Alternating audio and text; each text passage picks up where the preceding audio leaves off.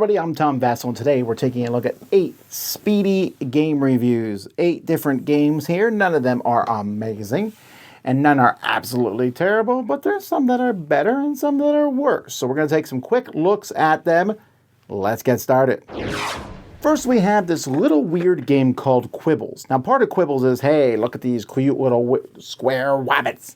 I mean, that's kind of a pun, you know, those look at it like, ooh, look at these little rabbits. But it's kind of mathy. It's Uno-esque. Let me show you how it plays. In Quibbles, the goal is to get a collection of cards in front of you that is a value of 21 or more. So if I have 1, I would need 20 more value, but 5 5s would give me 25 value, so that's how I could win with 5s. There's always going to be 6 cards, or at least 6 cards. There could be up to 10 cards in the middle of the table. And on a player's turn, they have one option that they can take.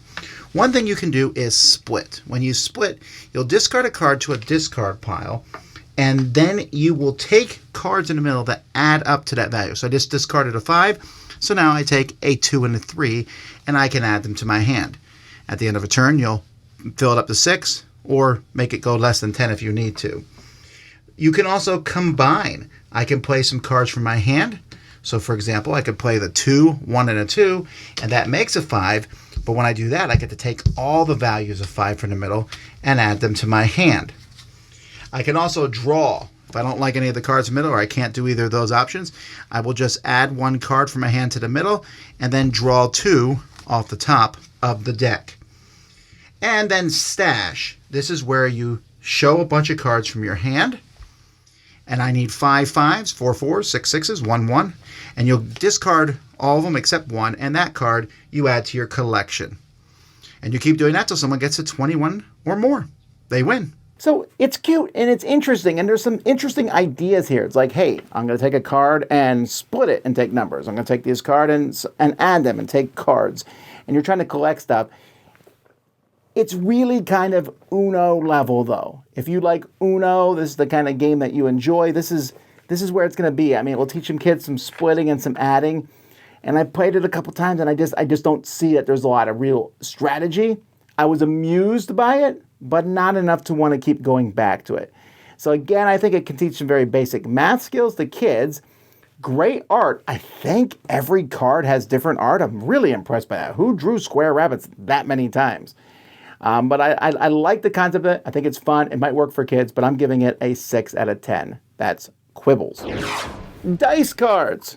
This box cover is the worst. I mean, look at this. It looks like it should like a discount store. So this was a Kickstarter, which I was interested in, because what dice cards is there's 50 different cards in this set, and you're going to get 6 of them, and you're going to roll dice and write them down. A roll and write game. So let's see if it's any good. At the beginning of every game of this, everyone is going to get 9 cards dealt from this deck, and there's 2 of every number, so some people might have the same cards, and you're going to pick 6 to keep. You also keep a roll tracker. One person each turn is going to roll the dice. So when you roll the dice, you'll have a red number and a black number, and you can use the red or the black, or you can combine them.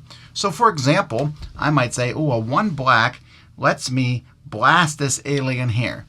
And then on this roll tracker, I'm just going to write 1 to show that my first number out of 50 was a 1. It's just a way to keep track. This card doesn't really matter. It's just a way to keep track of how many you have. Also, it keeps track of tickets. Some things give you tickets, and tickets you can use to add or subtract from numbers that are rolled. So next time I roll, I have a 4 and a 6 here. So I look around, it's not a crazy 8. But I'll combine them together to do 10, and I'm going to move the marble 1, 2, 3, 4, 5, 6, 7, 8, 9, 10 spaces. Now, why am I doing all this? Because each card is going to score you some things. This Marble Madness and the music card here, for example, have exclamation points. That means they're all or nothing. I need to get this marble all the way down to the bottom before the end of the game to get 13 points. If I don't, I get nothing. Here I need to fill in all these notes. 5, 3, 5, 5, 3, 5, 6, 5, 4, 3, 2, 3, 4. And if I do that, I'm going to get 22 points and 2 tickets. Other cards, like this one, just anytime I get an 8, I mark the box here, and the number of 8s I have is the number of points. Here I can write as high of a number as I want up here, and I just have to keep going down, get these hopscotch numbers in order, and these I'm just trying to cross off rows to get points, and then I get a ticket if I clear the whole galaxy. That's it. There's a whole lot of different cards. So there's a fishing tournament, mining, higher and lower, touchdown, grandma's muffins, try to roll doubles, trivia, this is the weirdest card I think, aliens, word crafting, poker, solitaire, blackout bingo, connecting the dots where you draw lines.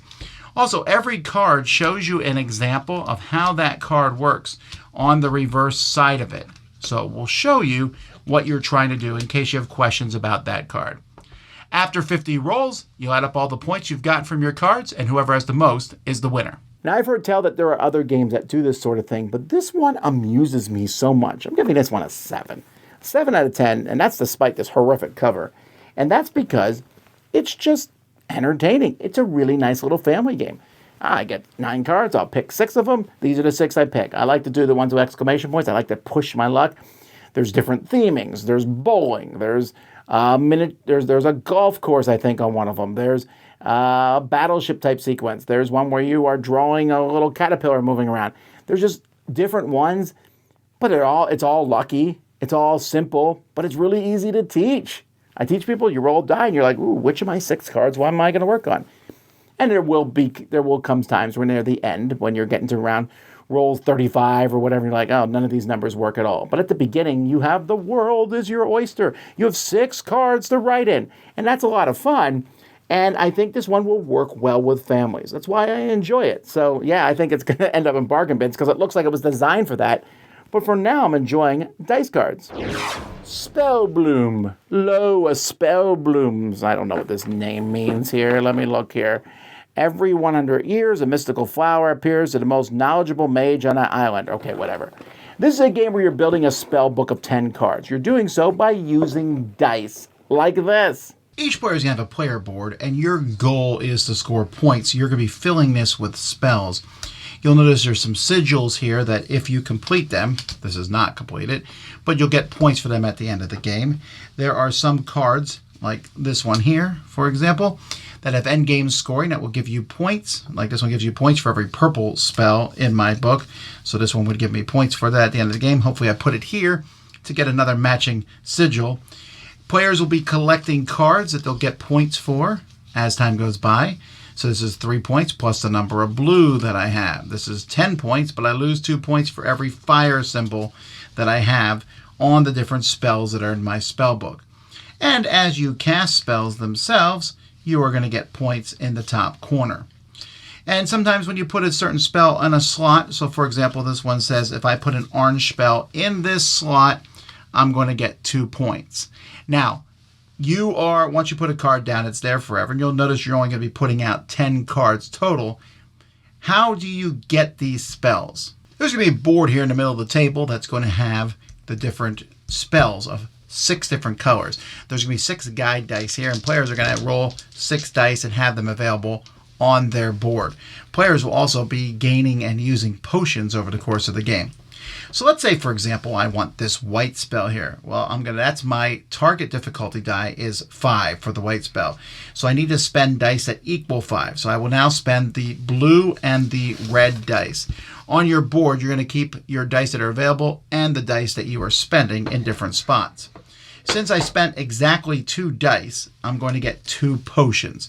If you spend 3 or more dice, you get 3 points. And if you spend 1 die, you don't get anything, because that's kind of easy. I want the red card. I'll spend the green die here to get that red card. Not a problem. Potions can be used to add or subtract from the numbers on the dice and or to use one of these guide dice. Once the guide dice have been used, they'll be re-rolled and put back, so there's always going to be some guide dice for people to take. When you take a spell, you'll get the points on it immediately and then add it to your board. You can also spend this to get rid of a row and replace them with new cards if you don't like the ones that are out there already. And if you are run out of dice, or if you just want some more spells and you can't figure out what to do, you rest. When you rest, you'll re-roll your dice. You get to use them again. If you have any of these tokens, once you put a card in front of you, you can sometimes put a token on it to use that token to get some sort of special ability. Those will come back to you, and you get one of these whenever you rest. That's it. Your turn ends. And we're going to keep going till someone places their 10th spell in their spell book. Once someone fills up their spell book completely, There's another round, and then we add up points, and whoever has the most points is the winner. Spellbloom is from Brain Games and is actually one of their bigger games. They usually make a lot of small little games. This one is fine. I know that's sort of faint praise or so. But as you roll the dice, you're like, I will use this number and take these two and build that number and give these, I will spend these tokens to add this to this so I can get this and now I get this card. Now, where do you put it? At the beginning, you're trying to match those sigils. In fact, you can spend the whole game and probably match the sigils if you want to, but you're ignoring everything else. This one here gives me points for purple cards. And of course, I never see another purple card for the rest of the time.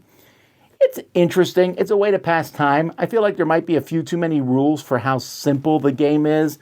I didn't dislike playing it. It doesn't look like all that much. I mean, matching those sigils is the coolest thing. It feels good to put stuff down. But it does kind of drag. I mean, you're only playing 10 cards. But it drags a little bit near the end when you're like, there's only 3 spots to put these cards. So I will use a potion and wipe the bottom cards and hope I get exactly the card I need. That's kind of what you do near the end. So it's fine. Some interesting ideas, but I think ultimately a little forgettable. 6 out of 10. Spellbloom. Folks, this is Triad. This does not look like much. It's in a brown paper box, but this is the way that Gerhardt's, they're a German publishing house that makes abstract strategy games, and they make really cool-looking ones, just not the boxes. These are games to be set up. So this is Triad, where you have dice that are marked 1 through 3, and you put them in a line. To start this game, you're going to place the dice, you're going to roll them, and there are values of 1, 2, or 3. You just place them in order. So you have the teams going here. You're trying to make triads. So on a player's turn, they're going to take one of their dice. They'll rotate to a side that it's not. So this die here is a 1. I can turn it to a 2 or a 3. So let's say I move it to a 3. You then move it exactly that many spaces, what you've turned it to. So 3, I could go up to here, or I could have gone 1, 2, 3 over to here. Let's say I go there, which seems incredibly foolish, but let's pretend I did that. Then this person does the same thing. They go 1, 2, 3. Now, the goal of this game is to make triads. So you can see as I make this, let's say I turn this into a 2, 1, 2. I go there. And then this person changes theirs to a 1, and they pop it there. And then I turn, let's see, I turn this to a 3, and I move it up 1, 2, 3. It would actually go there. So we're moving dice around like this. Now, when I made that 3 there, I made a triad. There's 3 dice in a row, and they're all the same number, or a 1, 2, 3 would be fine. This would be a triad, and this would also be a triad. Also, there has to be 1 die from each person there. So you can't do all white dice or all black dice. If let's say I made that, I have a triad. I take one of my dice, I remove it from the board. And we keep going. The first person to remove 3 of their dice from the board is the winner. That's the game. Triad is an interesting game with probably a wealth of strategy in it. But I just found it to be okay. I wanted to like this one more, but making lines of 1, 2, 3 or 2, 2, 2 and having one of yours, one of your opponents sounds interesting, but I found the board really hard to see. Not see, you can see it, but I meant that mind see. Whoa. I looked there and go, okay, I can turn this one to a 2 or 3 and move it here. And I could only ever look 1 move ahead. You know, in chess, you're trying to look several moves ahead. If I move here, they'll move there. But then I'll go here, and then I'll move there. I can't do that with this one at all. I'm like, I can't get a 3 with any of my dice. You check all your dice. Can I get a 3? No. So I'm going to try to set myself up for one, but hopefully not where my opponent can then get a triad. So I think some people will enjoy this one, but I found it to be okay. 6 out of 10. Flugelrad, I don't know if I pronounced that correctly, is from Gerhardt's. This box doesn't look like much, and in fact, that's because it's what's inside the box that matters. You have a beautiful wooden board here from Gerhardt's. They make these abstract wooden games, and with a cog, and you're going to move marbles around. I was in as soon as I saw that. I think that's awesome. Let's take a look. So this is how the game looks when you set it up. Your goal is to make a group of marbles that are your continuous group of 6 of marbles of your color. On your turn, you must take this wheel out and put it in a new spot. So let's say I put it here.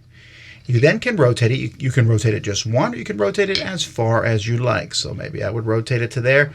You just can't go back to the same spot. The next player is going to pick theirs up and rotate it maybe like that. And then I might go here. Doesn't matter what I do as long as I move it a little bit. And so players are simply going to rotate until one group,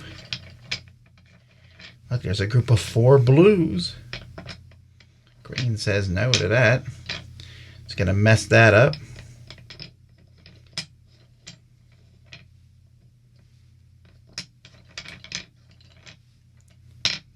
There you go. Blue wins. I was just randomly making moves there.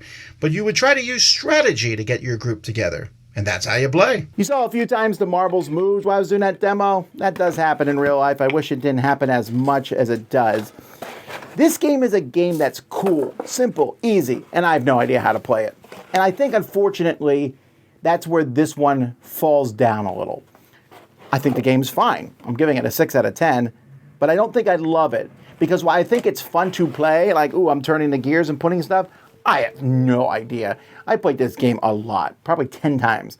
And each time I've won, I've lost, and each time I have no idea what I did. And I don't want that in an abstract game. I want an abstract game that makes me feel clever. This one makes me feel like I'm just turning gears, literally, and moving marbles, and it's okay. So that is just a 6 out of 10. Ensemble is making music. Well, not really, you're making pictures. In this game, you have no communication really between everybody. You're working together as a cooperative, faction, and you're trying to all beat the game by matching pictures, by all being on the same wavelength. Oop, that's a different party game. This one's Ensemble. I'll show you. In this game, there is a ton of cards with pictures on them. You're going to start on level 2, and you're going to put out a bunch of lives here. Depending on the number of players. So this is a 4-player game, for example. You'd put out 4 of these. And then you're going to draw a card and put it here underneath the board. Now, what everyone's trying to do in this game is they're trying to, without communication, everyone's going to look through a deck of cards they have that go from 1 to 9. Now, you don't need 1 through 9 right now. You only need 1 to 2. And you're saying, which of these 2 matches it better? Well, that's really easy. It's going to be number 1. So let's say everyone voted for number 1. Great. We're now going to go to level 3. The number 1 card comes down here. That's the one everyone voted for. This one goes away, and we're going to replace it and add another one here. Well, this is a little tricky. So let's say in this example, 3 people voted for number 2, and 1 person voted for number 3. We still pass because this shows 1 card here in a 4-player game. If we were playing, for example, an 8-player game, you could have 2 people get it wrong. As long as at least 1 person gets it right, we still pass. Now, if everyone, let's say 2 people said this, 1 person said this, and 1 person said this, then we get it wrong and we lose a life. Every time you surpass the number of allowed votes, you lose a life. If you get it perfect, if everyone picks the same one, you will regain 1 life. But every time you move to the next level, then whichever card got the most votes comes down to the bottom, and we replace the cards at the top as well as add a new one. And in fact, if you get it wrong, you'll replace the cards and you will have to still be on the same level. Now, let's say in a 4-player game, 2 people voted for this and 2 people voted for that. Well, that's a fail. We would lose a life, but then both cards come down to the bottom, and we have to figure out which of these cards we think most closely represents both of these cards together. And this goes all the way up to 9 cards. After 9 cards, if you do that, you all win the game. Otherwise, you lose after you run out of lives. So Ensemble has a couple weaknesses. The biggest weakness is the pictures. They're boring. See, here's the problem. Ensemble exists in a universe that has Dixit, Mysterium, Obscurio. There's so many games out there with these gorgeous artwork cards, and these are okay artwork cards. That's a big deal. It really is. Other than that, you just all put down a card and hope you pick the same one. And it gets kind of samey. You keep picking cards. You keep picking cards. Sometimes it's really obvious. You saw that first one with food. That happens a lot more than you might think. Like there might be a piano playing and one of the cards is music. And everyone's like, obviously. And there are some laugh out loud moments. Don't get me wrong. I played some Ensemble times where when someone plays a card, everyone's like, ha ha, I can't believe you played that. This is so obvious these two go together. But not enough. There's so many party games out that exist right now that Ensemble feels like I've done it before. Yes, this goes to 10 players. Having 10 people try to match the same thing is a little yawn-inducing, and it would be better if the cards were more fantastic. They're not. I just don't really like this one very much, so I'm giving it a 5 out of 10. I think the concept's fine, but there are so many other games out there that do what this game is doing in a better way that why play it? Zooloretto. You're like, wait a minute, Vasel, this has already come out. You're right, this is the reprint of Zooloretto from a back of Spiel, and this is a game in which you're building a zoo, which is one of my favorite themes, and I wish more games did it. Ooh, Arc Nova. But this one is a very simple one. It is based on a small card game called Coloretto, in which you were just collecting groups of chameleon cards. So they expanded that into a board game, which won the Spiel des Jahres in 2007. Does it hold up today? Let's find out. In this game, players are each going to have their own zoo. At some point, you can spend 3 money to add another section to your zoo if you'd like. But what you're trying to do is you're trying to fill up the different pens here with different animals. And there's going to be a certain number of animals in the game depending on the number of players. But you cannot put the same kind of animals. I can't put an elephant here because I already have a zebra. But I can put an elephant there. The problem is, if I run out of spots, I can have 4 different animals. And I get an animal that I don't really have a spot for in my zoo, like this lion, I'm going to have to put them here in this holding area where they'll be worth negative points at the end of the game. Filling an entire area will get you to points here, 10. If you're missing just one animal, you'll get 6, or that will be different for each of these. You also get points for putting out stands here, and you want different stands in your zoo, but if you have too many stands, again, you'll be forced to put them here. Now, how do people get these animals? On your turn, you'll draw a tile randomly. Once you draw a tile, you're going to place it in a delivery truck. And there's going to be delivery trucks out here equal to the number of players. You can put it in a truck that's already has something or into a new truck. Once a truck is full or not full, it doesn't matter. On your turn, you don't have to put a tile into a truck. Instead, you can just say, ooh, I want this truck. It's going to give me a panda and it's going to give me a coin. So you'll take that truck. Once you've taken a truck, you're done. And the first part of each round will go until everyone has taken a truck. You can also spend money. You saw that you can increase your zoo. You can spend a coin to switch animals from one pen with animals from another. Or if you have an extra animal here, let's say I have a panda here, I can bring that panda out into an area for a coin. You can spend 2 coins to get rid of animals here where they won't be worth negative points at the end of the game. By the way, if you ever have a red heart and a blue heart together, their parents and they'll sire an offspring, and you get a free extra one. Of course, you might not want it if it's filled up, and you'll be forced to stick it here. But that is an easier way to get more animals into your zoo. The game will end until you've run through all the different tiles. There's a last round marker, and you'll just keep going, and you'll score like I just showed you. And losing some points for tiles that you have here, and whoever has the most points is the winner. So Zooloretto is a good game. I think it's solid, it holds up well. I'm giving it a 7 out of 10. Now that's not spectacular, I suppose, but there's a lot of good aspects to it. As you're adding animals to these trucks or taking one, it's your classic, ooh, do I want to add one more animal? But I need that panda and that lion. They're both in the same truck. Why take a chance of getting another animal I don't want in that truck that I'm then forced to take here for negative points? That seems like a waste. I'll take that truck. But I might draw the tile I need. But also if I draw a tile, then it's Billy's turn. And then Billy might take that truck. He also wants lions. He doesn't want pandas. Now, I'm making this sound more complex than it is, but these are little thoughts that you have over the course of the game. There's not a lot. I forgot, actually, how simple this game was. In fact, when I played it with my kids, they said, it's fine, but they wanted more. And I forgot there is a wealth of expansions for Zooloretto that have existed over the years, and I got used to playing with several of those. Going back to the bare bones of playing this was enjoyable, but it does feel very light. This is a light family game. I remember at the time thinking that there was so much complexity. Now, man, you're just putting out animals in trucks, taking a truck of animals, and then putting them in your zoo. You do that several times, the game's over. Now, there is the joy of building your zoo. There is the joy of getting that perfect truck, or the anguish of not. And I think a lot of people will still enjoy it. I wonder if it's held up particularly well for 2023. And this production looks fine, but also looks, for some reason to me, a little dated. But if you like zoos and you want a simple game along that line, this is worth checking out, Zooloretto. Evil Corp. I control Evil Corp. And what we're trying to do is we're trying to terrorize the nearby villages, because that's what all good Evil Corps do. To do that, I'm going to recruit monsters and send them out. So let's take a look at what's inside this game. Each player is going to have one of these village boards between them and each of their two neighbors.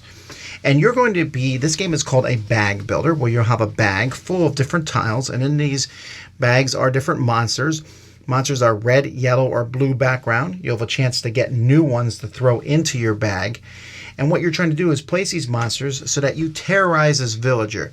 He'll be running away from you, and if at the end of a round he's farther away from you, you'll move this token, which will give you some rewards here. But eventually, if you move it into the middle, you've won that board and you get one of these. You'll start over again, but if you get two of them, whether it's on the same board or two different boards, that's how you win the game. Now, players on their turn, they're going to be drawing tiles from a bag, and they're going to take turns playing these tiles. And you have different areas where you can place these tiles.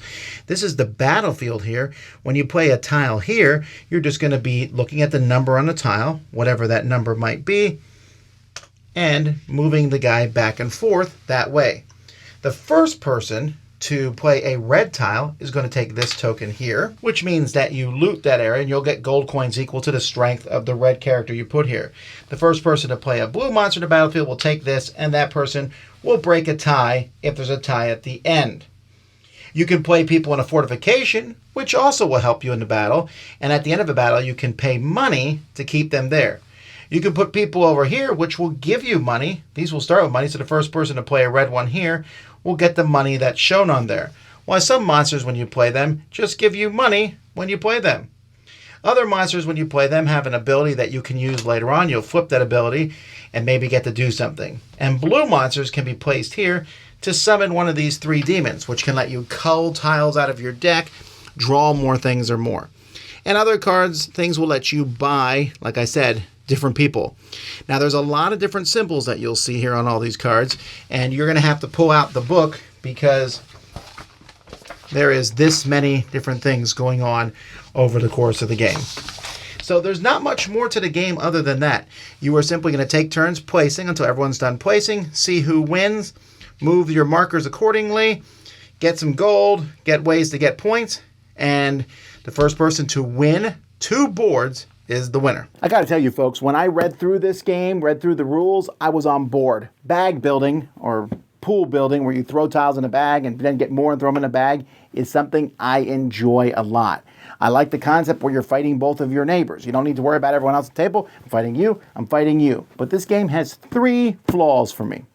Number 1, the fighting your neighbor thing sounds good in theory, but unfortunately, what that means is if John over here and me fight, and then I fight back, and then he fights back, and I fight back, Martha over here, I'd be like, I can't fight both of them. I'm spending my tiles over there. So she's given up on her other side, so she puts all her effort on this side. John's doing the same thing, and it doesn't work out for me so well, right? I'm going to lose both possibly, and that's not particularly fun. I could pick one to fight, but then I'm giving it to the other person who comes in.